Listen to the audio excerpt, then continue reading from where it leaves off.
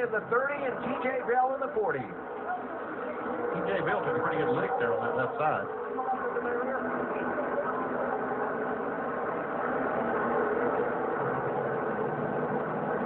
We crashed, or what we got? We crashed there. Somebody got into the thing. 8th caution of the race.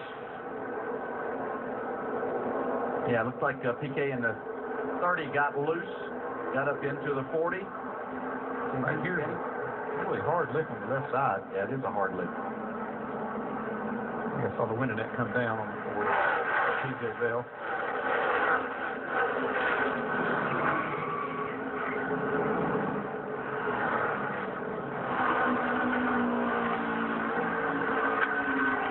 Just trying to save that car.